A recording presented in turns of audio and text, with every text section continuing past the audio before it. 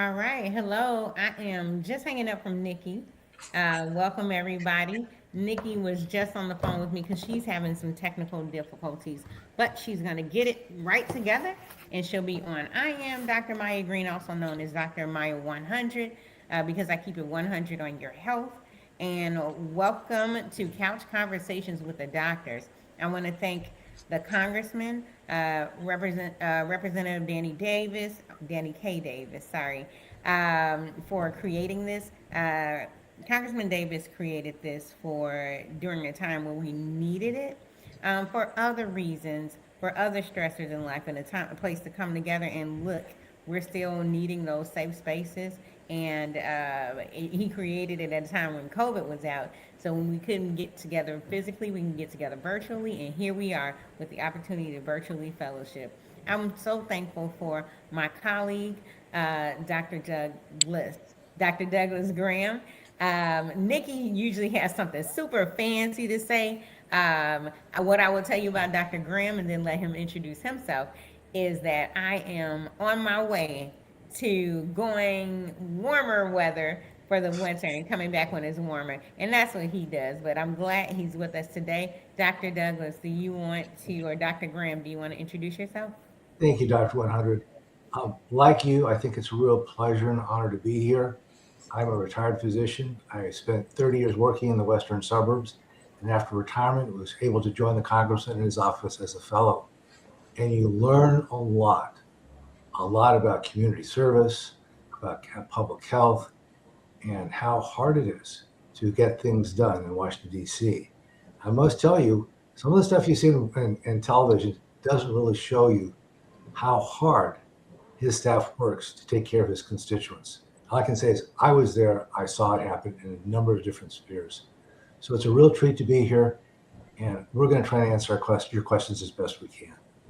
Absolutely. Congressman Davis, got any words for us as we open up today? Well, let me thank both of you for being with us. And let me thank all of those who are interested enough in health, not only their individual health, but in health as a commodity Mm-hmm. that everybody needs, everybody can use. And, it's really been great for me working in healthcare for the long period of time that I've been engaged. And I know that there are people who, you know, I get a lot of good remarks from people about the work that we've done in corrections, in reentry, in criminal justice reform, and especially those who know the value of what is called second chances, and how there are just hundreds of thousands of people in our country and even millions who need a second shot and a second chance. But I must tell you, working in the health arena and whatever it is that I may have done, whatever it is that I may have been involved with, whatever I do in child welfare, whatever I do in areas that are not necessarily the most popular in the world, it always gets back around to health in terms of learning what health really means and learning something almost every day that relate in one way or the other to what I call the notion of being healthy. What does being healthy really mean from an individual vantage point? And that no matter how much technology we got, no matter how great the institutions are. I mean, we are in Chicago. If anybody does not know it, they should know it, that we are a health mecca in terms of health facilities. Many of the top institutions in the world are in Chicago. Are in Chicago. We see them almost every day. We pretty much take them for granted. And yet we're not as healthy as I think we need to be, can be, and should be. No matter who we are, we get sick. We have good days and we have bad days.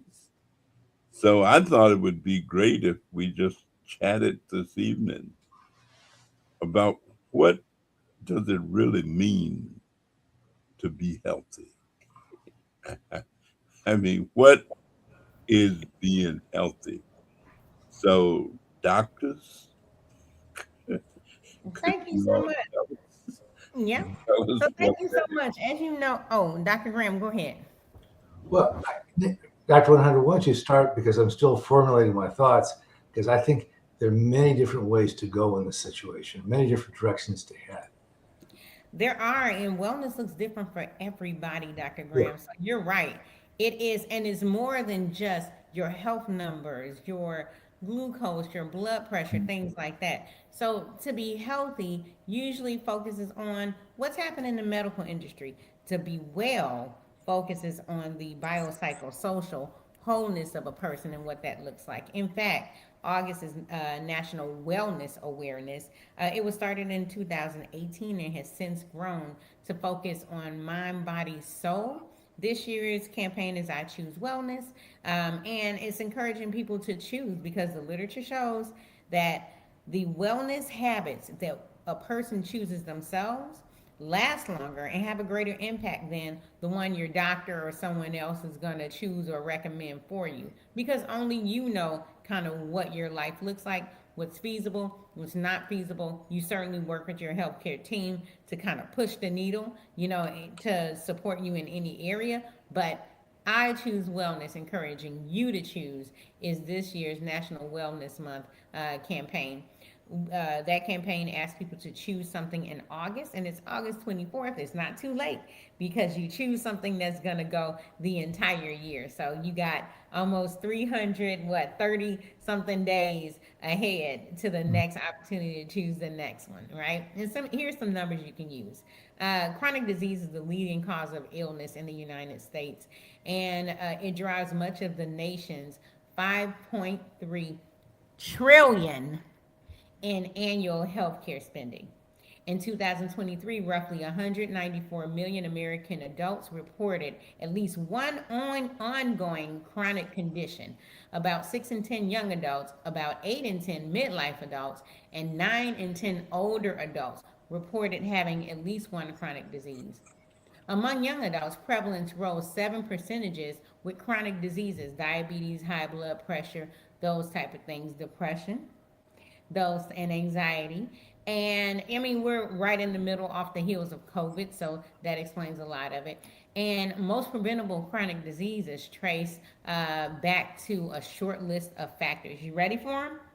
Poor nutrition, taking not healthy things in, physical inactivity, not letting, poor nutrition, taking bad energy food in, limited physical activity, not finding good ways to let energy out, and excessive alcohol use. And then the last one was smoking.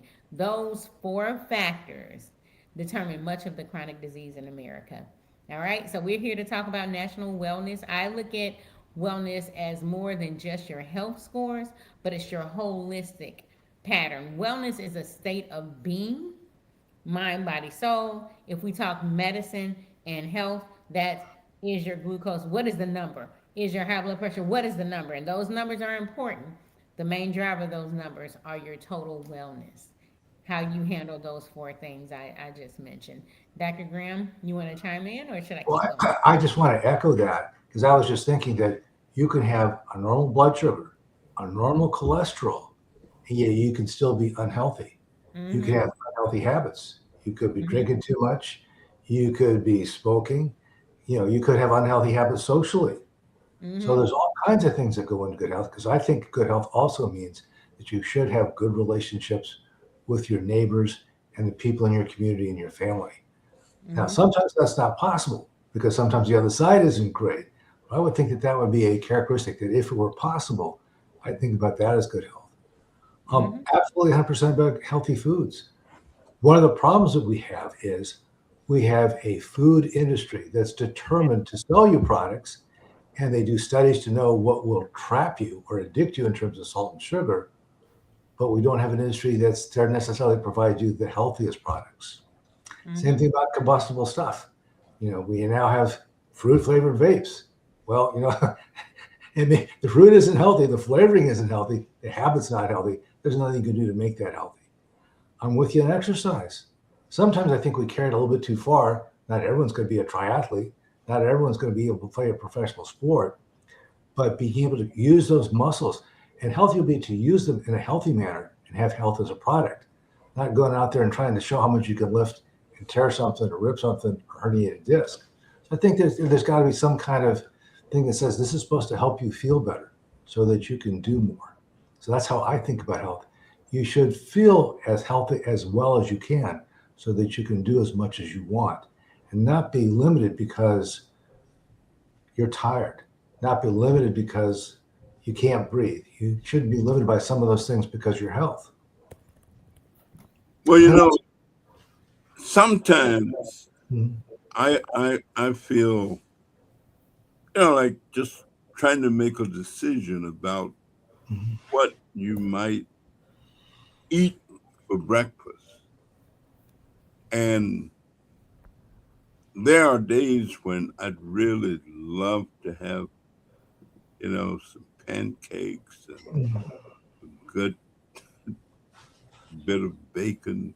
And I think about, I'm not supposed to eat this. I'm a type 2 diabetic, and I can't eat this and be true to Mm-hmm. knowing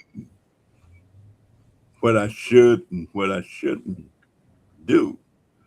Now, I do better when I'm in Washington because there is a cafeteria under my office, and I can go down there and get some, oatmeal and spice it up a little bit and put a little stuff in. I never did like oatmeal, but I eat it when I'm there. When I'm in Chicago, I can't find some oatmeal for breakfast. I probably could if I searched real hard. Mm-hmm. And so I will often just skip breakfast altogether because I can't think of what I can eat that fits my diet or Yep. what I need to eat. But I like all these things, biscuits, gravy. And Mm-hmm. I mean, I used to just couldn't wake up early enough to get to them. I still can't. And of course, I cheat every once in a while, probably more than I should. But just having the discipline to do that is not easy. Not for me.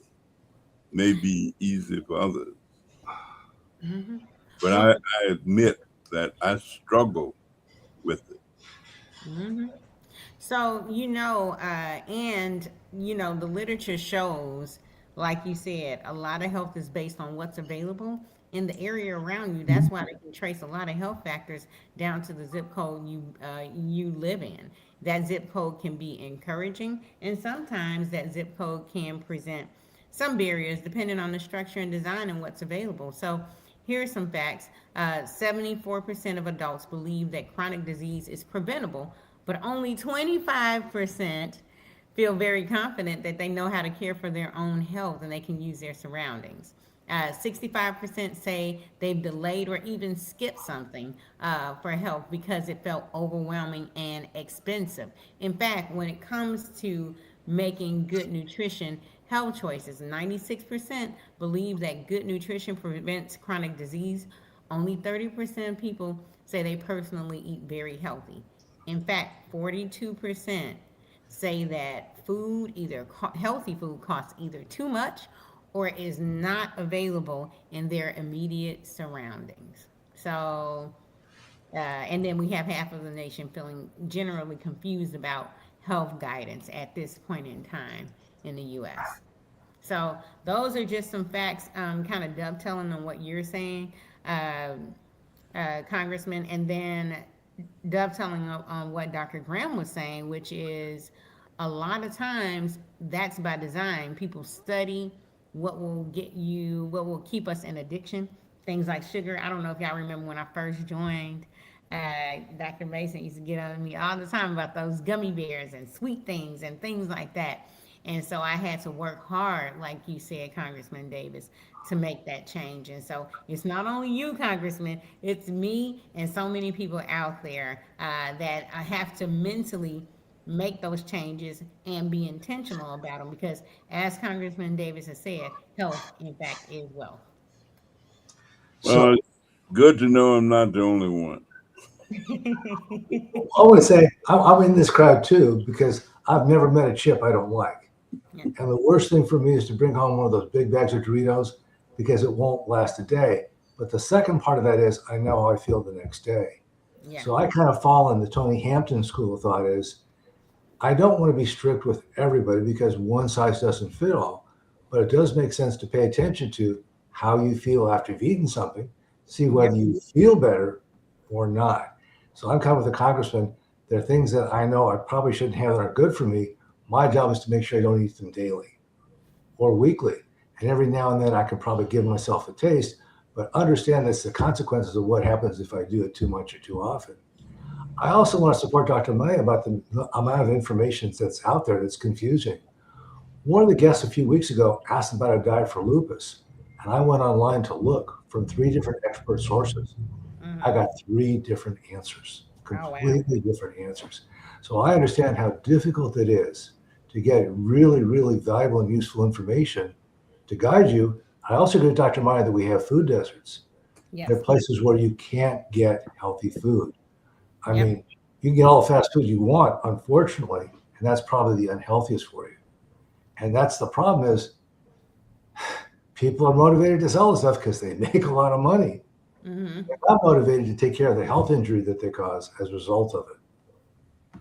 Yeah. There's no accountability, unfortunately. There's just profitability, but not accountability. Hmm. Well, you Hmm. know, things have become so expensive Oh in a yeah. real sense. I mean, when people talk about cost of living Hmm. and whether or not I wonder how it is that especially some low income families actually make it off of what if you look at what average income is. For example, in my district, our district right here, take the average senior citizen. Um, the average Social Security income is about $20,000 a year. The average for this area, this district, is about 10,000. Wow. And there are a large number of people who get less than that. I mean, I know so many seniors who say they only get $800-900. That's what their Social Security check is, and that's all the money that they see in a month. That's it. Hmm. They don't see another penny. They don't see another dime, another quarter. That's it. I'm talking about absolutely it. I was talking to a well-known gospel singer and minister the other week, and he was just telling me that he got $900 a month. That was it. Hmm. That's what he gets and must live on. And of course, there are thousands of people in the hood. That's it. And so, if people talking about what the problems and issues are and concerns are, Mm-hmm. I think this cost of living and the cost of things is just a big deal. And anybody who tell me that they don't believe in some form of socialistic activity to help provide what those individuals need to live, Yeah. they can take their politics someplace else. You want me to tell them where? Bring me. So I just want to say that it doesn't seem like this particular administration and the majority party wish to address this in any means that I can think of. Every bit of evidence I can see means that they're trying to make this worse instead of better. I also think that health is really a very sensible economic policy Mm-hmm. because it costs less to keep people healthy than to take care of them when they're sick. You Mm-hmm. have fewer lost days from work and more productivity and less violence when people are healthy than when we're sick. So, if we're really looking at a true public policy and not a personal policy, it would make sense to invest in health and not necessarily invest in Bitcoin or ballrooms or arches. But that's just the way I see it. Or you'd rather throw this food away than give it away. I'm, Well, I'm but I also understand the farmers are in trouble because they can't get fertilizer. All of their costs are going up, and so they have nowhere to turn. They can't produce more. They don't have the capacity to produce more because of the cost of things. So we probably have one of the most unhealthy public policies one could possibly imagine without an immediate remedy in sight. We can vote, but boy, oh boy, there's going to have to be a lot of heavy lifting after just voting to help create the health systems that we had. One of the things I learned in the congressman's office that really amazed me was some of these benefits that were cut means that children, when they go to school, don't get fed. I cannot possibly see how a child can learn if Mm-hmm. they're hungry and starving. How can they absorb and utilize knowledge with hunger pains and the illness that goes along with being hungry? So, number one, if you want a productive population, hey, people who work and contribute to society, they got to get educated, and get educated, they got to get fed. Yet that doesn't seem to be the equation that's operating today in Washington, D.C. Yeah. And so I said that the only remedy that I see is for everyone to vote and vote in a particular way that gives us the opportunity to start to change the way that we're investing our resources or the way that we're um, not doing things to right the ship. Yeah. We can't achieve health without it. Yeah.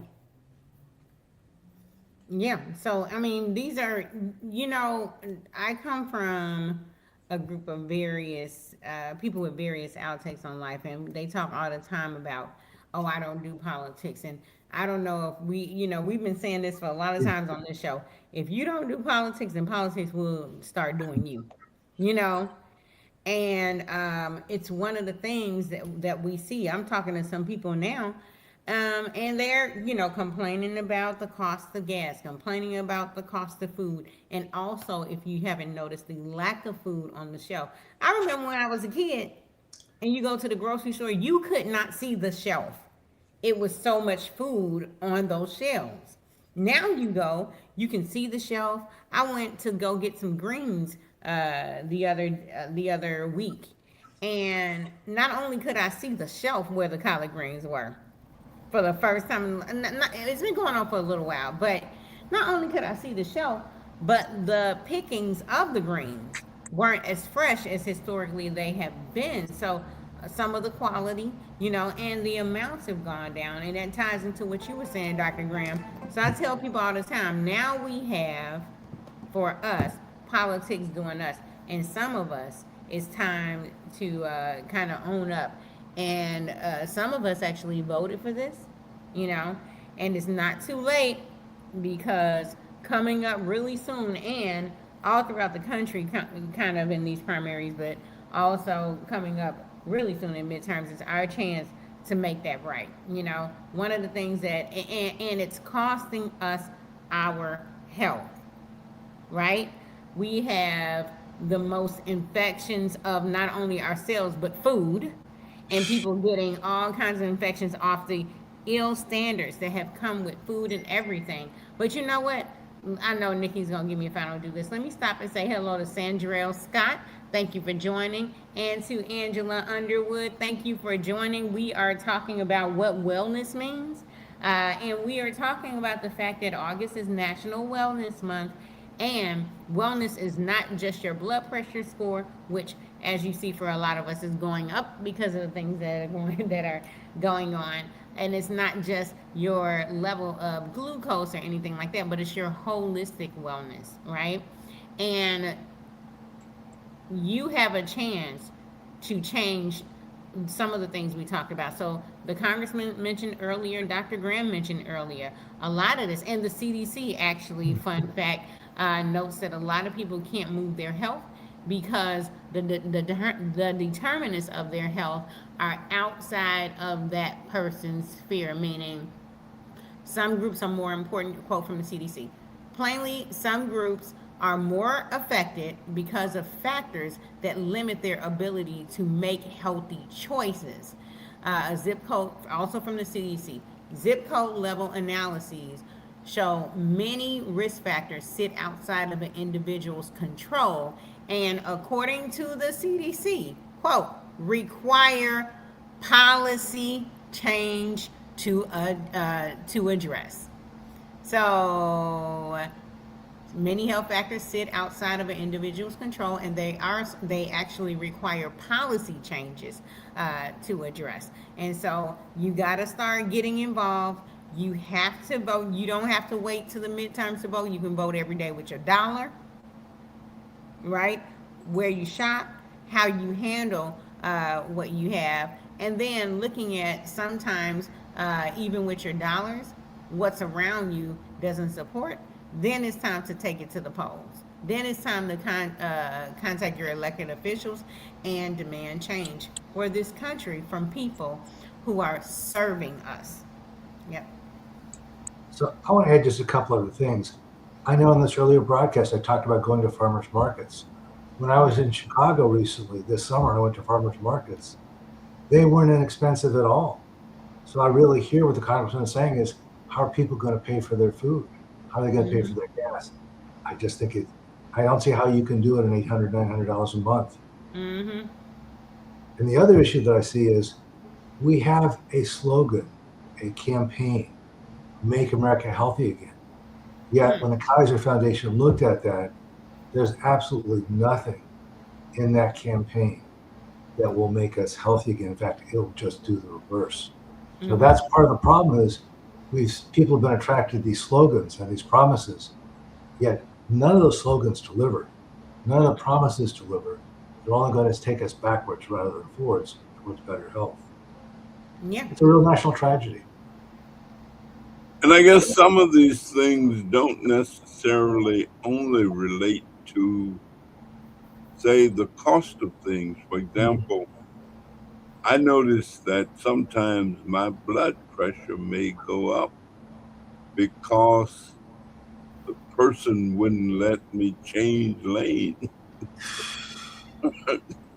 Well, on but the Eisenhower Expressway. Yeah. but this is what I'm talking about. When resources are maldistributed, the way they're maldistributed now, there definitely will be more tension, more Yep. competition, more stress, more use of alcohol, more use of drugs. This is about the most, this is not an investment in health, it's an investment in ill health. And the question I have is, who voted for this? How many people consciously and were aware of this when they voted in the elections? Yep. They Yep. bought the slogans. They didn't look at the results or the Yep. consequences of the slogans. So I guess we say that you can't always control what goes on around you, Mhm. but you can determine how you respond or react to it. Or And Mm-hmm. what you'll do in the future. yeah, you're not in charge of controlling behavior Mhm. of others who Yep. might irritate you to the nth degree, but if you can figure out how to handle it, Mm-hmm. then you're helping yourself. Absolutely. Absolutely. And then, one of the things that helps with that. So I love what's being said. One of the things we see when times food is scarce, resources are getting more and more scarce, the frustration, we may be tempted to have that frustration out on the person who cut us off, or sometimes our family and friends. Right now, it's even more important that we hold our family and friends near and dear, and we treat them and treat our tribe with a whole bunch of love, a whole bunch of grace, and a whole bunch of respect, and that we each individually watch how we handle each other, because it's just so important to handle each other with respect, love, and grace in a world where we get these constant pressures that encourage people to be down. It's just that important how we show up for each other right now. Number one.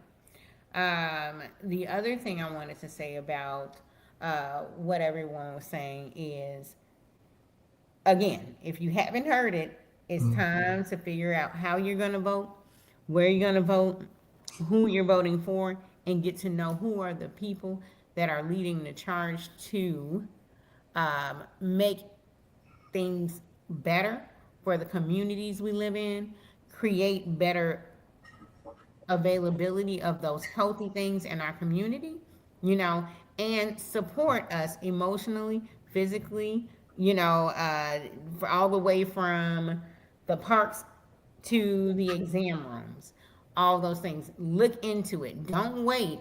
And I tell a lot of people, if you can learn all the lyrics to all these songs out here, you can figure out who's voting for you, and you can figure out which Congress people are actually voting against you.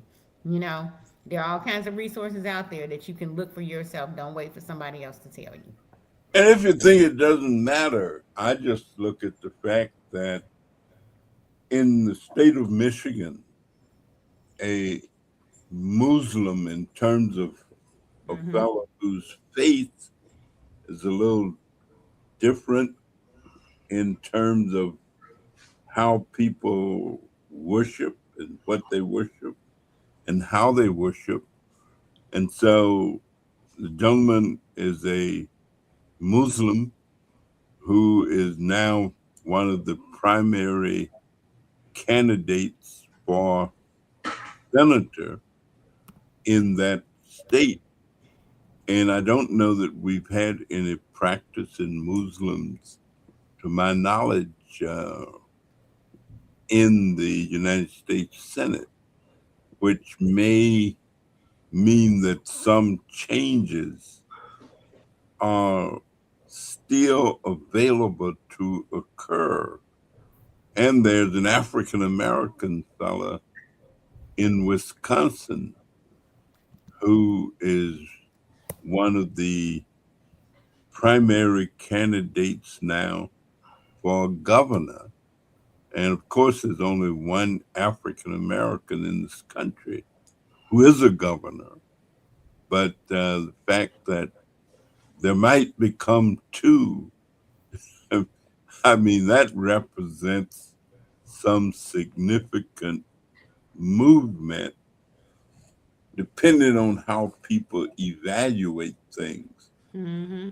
and evaluate the history of what this country has been in terms of who is in place to make these public decisions that we all rely upon as having a tremendous amount to do with the quality of life that we have the opportunities to live. And so whoever says that, there's backward effort, but there are also some forward ones too.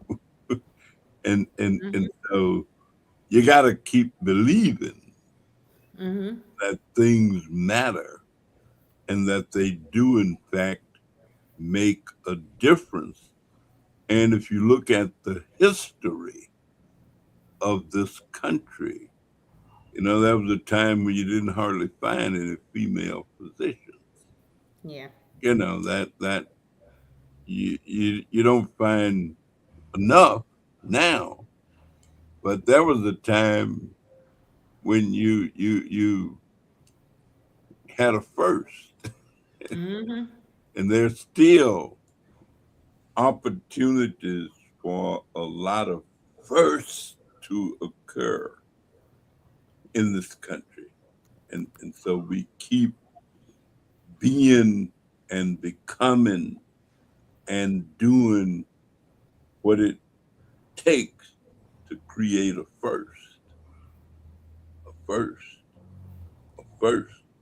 There are a lot of opportunities for that to happen. Mm-hmm. So I'd like to add to that because I've heard both of these individuals speak. And I think that's really critical is to hear them, to hear their thinking and to hear their plans. And you should be able to put some fingers over your eyes so that you don't pay attention to what they look like, but you really want to hear what their thought processes are and not let a preconceived notion of because they're X or Y determine how what their decision making is going to be like. I'm impressed with both candidates in terms of the hardships that they've endured, their perseverance and their determination, and their ability to produce the results that we're not getting now. Yeah. On the other side of that, we have a number of candidates who are running for public office who have very questionable backgrounds, who've been accused of, and perhaps not convicted of, a number of things that would make you think twice about inviting them to a family party or into your church or into your social club, because this isn't the kind of conduct that you'd be very close to. So I think that we have to use all of our senses. We have to look, we have to listen, and then we have to think about this and say, is this the person we want representing me to solve our problems in these offices? I think it's, to me, very exciting to think about having a Muslim being elected in office because, quite frankly, I think we've heard a lot from one side.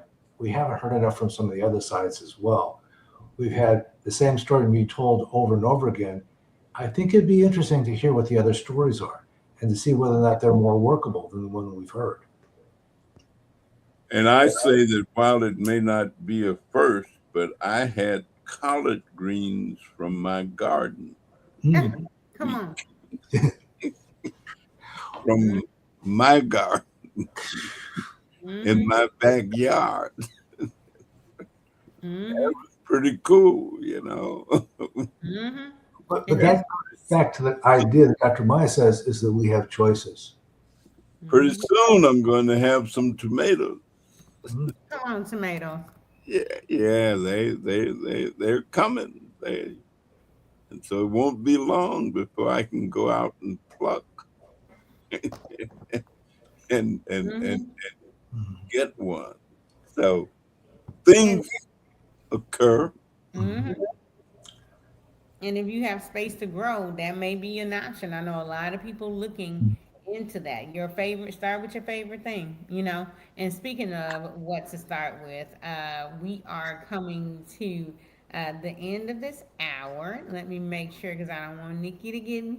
Make sure that I said, okay, Angela Underwood, I want to answer that one. What do you think about the mental stress of people? And, oh, Angela, what do you think about the mental stress of people in Gary, Indiana, based on what's going on there?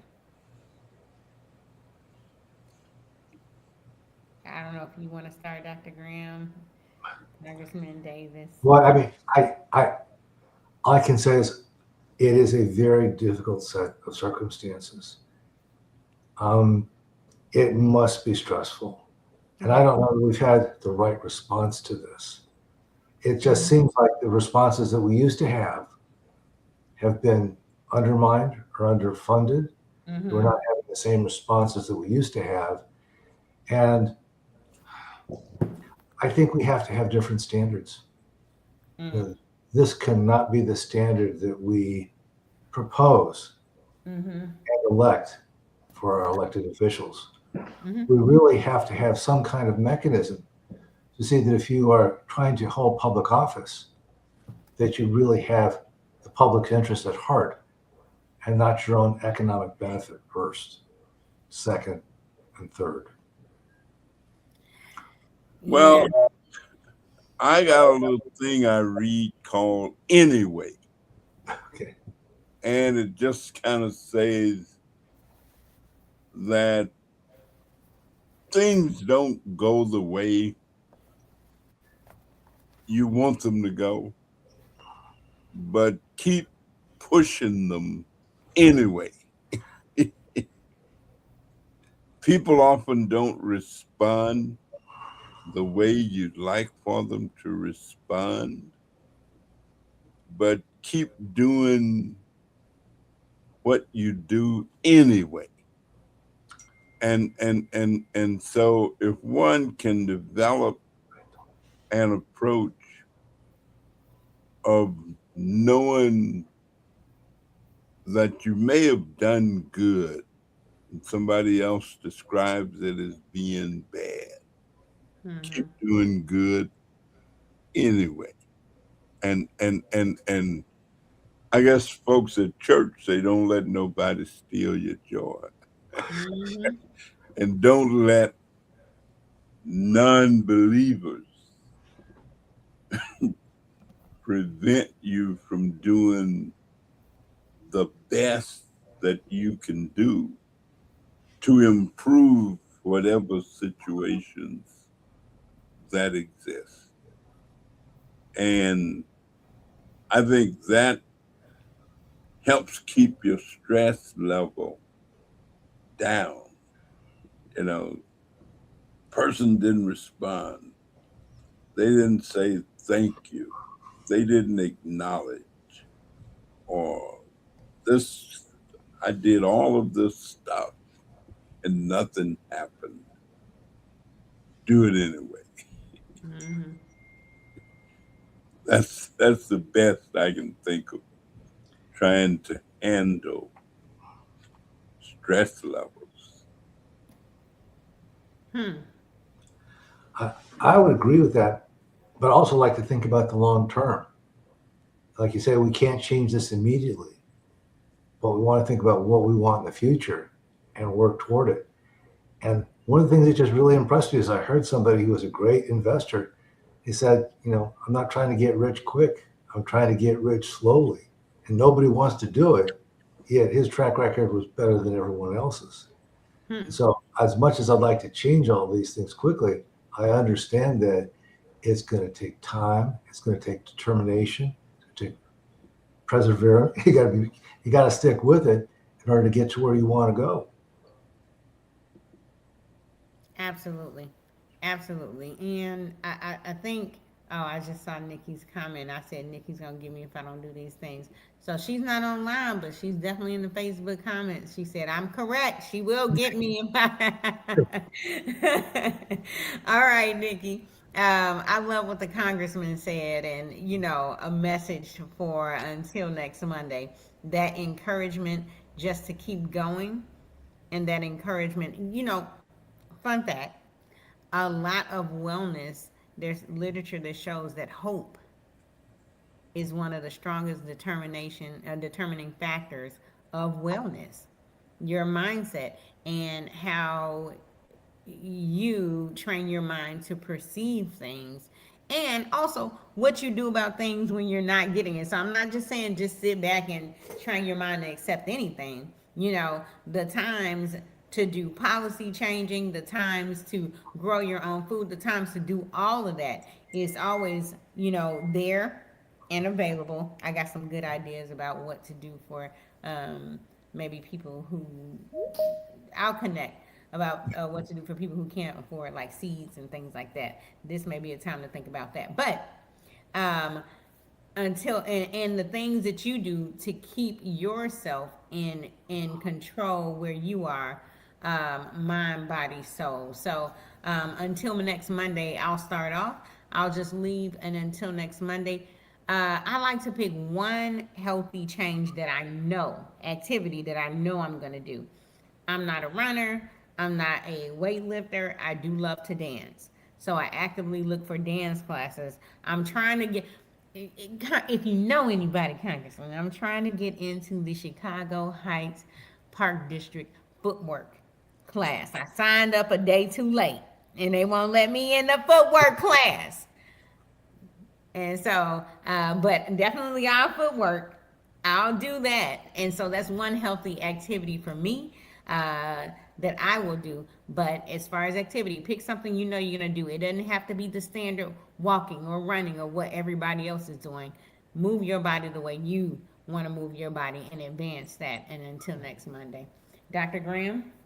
So I just want to echo what you said about hope, and Mm-hmm. that hope is healthy, and we have to keep hope alive. We have to think about what our choices that we make on a day to day. I like trying something new every week, and then we make choices when we go to the polls. And those Mm-hmm. are all things that we can do to work towards future good health. Baby, one of the things you can exercise is your Yeah, right to that's right. your body and your right to vote. And then Congressman Davis. Let me tell you, over the weekend, I went to Waukegan, Illinois on Saturday to participate in sort of a black poetry fest. Hmm. And of course, State Senator Adrian Johnson, who is a poet and a writer, was there, and so was the mayor of Waukegan, Mayor Sam West, and Representative Rita Mayfield was represented. And we just had ourselves a great time out in the middle of the street. Um, they did some chair dancing, kids did, where you put 10 chairs out and you have 11 people, Musical chairs. Mm-hmm. and somebody will miss a chair until the last person. It was just a great event and a great expression of possibility and of hope and of people doing things. And matter of fact, I think I did about 7 or 8 things on Saturday because a lot of people have block club parties. I went to a bunch of those and went to 2 or 3 events where the mayor was there and, doing the gig and doing the jig and cutting ribbons. And it's just an expression of people out doing things and being engaged, having fun, eating, barbecue. They, you still do a little, but they had some cucumbers and stuff also. Mm-hmm. But it was such a great weekend Mm-hmm. until it renewed my feeling that things are happening and that people do believe that rather than getting worse, things can get better. And I take the position that all things are possible if you only believe. And so believing is step one, that your health can be what you want your health to be. And I know there's a good friend of mine, a fellow we call JJ, who's in Northwestern, and I just want to believe JJ, and I know that friends of his kind of watch this activity every week. Just keep believing that JJ is going to be all right. Thank you so much, Thank and you so much. have a wonderful week, and we'll see you next Monday. All right. All right. Oh, God. Oh, God.